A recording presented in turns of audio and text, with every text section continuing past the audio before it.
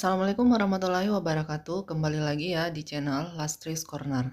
Nah, kali ini kita akan membahas mengenai penyimpangan semu hukum Mendel bagian kelima mengenai gen komplementer. Silahkan disimak ya, tapi sebelumnya jangan lupa like, share, dan subscribe untuk membantu saya membangun channel ini. Nah, di sini untuk gen komplementer ini merupakan gen-gen yang saling berinteraksi dan saling melengkapi. Apabila salah satu gen ini tidak hadir, maka pemunculan suatu karakter ini akan terhalang atau tidak sempurna. Nah, di sini untuk gen komplementer itu rasio fenotipnya adalah 9:7 ya. Jadi 9 berbanding 7 untuk rasio fenotip. Nah, sekarang kita lihat ya contoh soal untuk gen komplementer. Misalnya ya, ada dua gen yang berinteraksi untuk menumbuhkan pigmen. Gen C besar ini adalah dia mempunyai bahan pigmen. Gen C kecil itu tidak ada bahan pigmennya. Gen P besar ada enzim untuk mengaktifkan pigmen, dan gen P kecil ini tidak ada enzim untuk mengaktifkan pigmen. Nah, selanjutnya individu yang mengandung faktor C, jadi kalau dia mempunyai gen C besar tanpa ada gen P besar, maka dia akan berwarna putih. Ya, jadi dia akan berwarna putih. Kemudian individu yang mengandung faktor P besar tanpa adanya faktor C besar, maka dia juga akan berwarna putih. Jadi P besar tanpa C besar akan berwarna putih, dan C besar tanpa P besar akan berwarna putih. Kemudian apabila C besar dan P besar ini dua-duanya ada, maka dia akan berwarna ungu. Nah, sekarang kita lihat ya contohnya. Nah, misalnya ya, di sini parentalnya C besar dan P kecil ini artinya berwarna putih karena tidak ada unsur P besar. Disilangkan dengan gamet jantan, parental jantan C kecil, P besar. Ini juga berwarna putih karena tidak ada unsur C besarnya. Nah, sekarang kita lihat gametnya. Ini gametnya adalah C besar dan P kecil, kemudian yang satunya adalah C kecil dan P besar. Nah, untuk F1 ini langsung kita gabungkan gamet jantan dan gamet betina. Digabungkan saja langsung, yaitu menjadi C besar C kecil dan P besar P kecil. Jadi ingat kembali ya, menuliskan gen huruf besar dulu baru kemudian yang huruf kecil. Nah, sekarang ini C besar C kecil karena ada unsur C besar dan P besarnya ya, maka dia berwarna ungu. Jadi yang tadi ini kenapa putih, karena tidak ada unsur C besar dan P besar. Ini juga cuma ada P besar.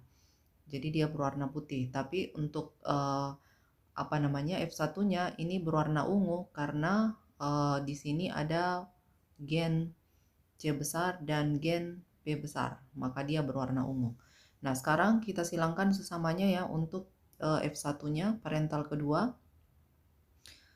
C besar C kecil, P besar P kecil disilangkan dengan C besar C kecil dan P besar P kecil. Jadi artinya dua-duanya ini adalah berwarna ungu. Jadi ungu dengan ungu disilangkan. Gametnya sama seperti biasa ya, untuk membuat gamet C besar P besar, kemudian yang kedua C besar P kecil, kemudian yang ketiga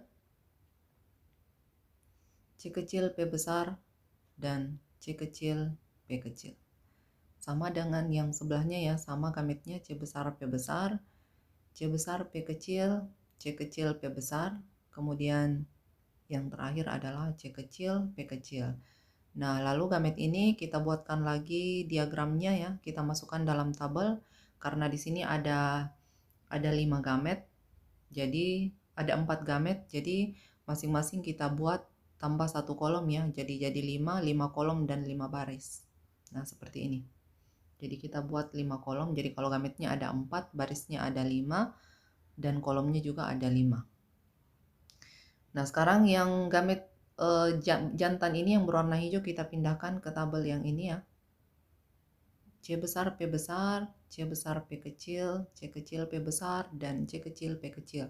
Jadi adik-adik bisa perhatikan warnanya. Warnanya ini untuk membedakan gamet jantan dan gamet betina. Nah, sekarang untuk gamet betina kita pindahkan ke sini. C besar P besar ini sama ya. Jadi gametnya sama. tapi saya tulis dengan warna yang berbeda. Oke, sekarang kita gabungkan. Nah, jadi untuk tabel yang pertama, kotak yang pertama itu gabungan yang ini ya. Kemudian selanjutnya yang ini lagi kita gabung dengan yang ini, kemudian baris ketiga yang ini kita gabung. Jadi adik-adik bisa lihat ya yang sejajar untuk menggabung yang ini dengan yang ini ya.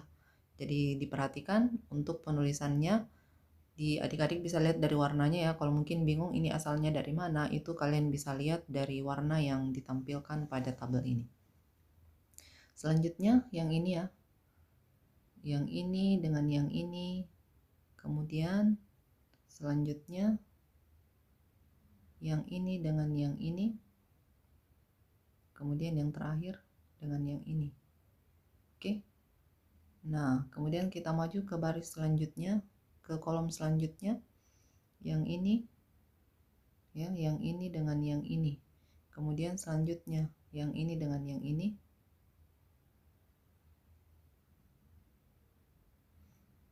nah kemudian selanjutnya yang ini ya dengan yang ini, kemudian selanjutnya yang terakhir yang ini dengan yang ini. Nah sekarang kita lihat lagi yang ini dengan yang ini, kemudian selanjutnya yang ini dengan yang ini dengan yang ini, hasilnya adalah oke. Kemudian selanjutnya lagi ya, baris ini dengan yang ini hasilnya adalah C kecil, C kecil, P besar, dan P kecil. Dan yang terakhir, baris terakhir yang ini dengan yang ini hasilnya adalah C kecil, C kecil, P kecil, P kecil. Nah sekarang kita tentukan fenotipnya. Jadi semua ini adalah genotip, sekarang kita menentukan fenotip. Jadi ingat, apabila ada unsur C besar dan P besar maka dia berwarna ungu. Kalau hanya salah satunya saja maka dia berwarna putih. Jadi cuma ada dua ya, cuma ada dua warna.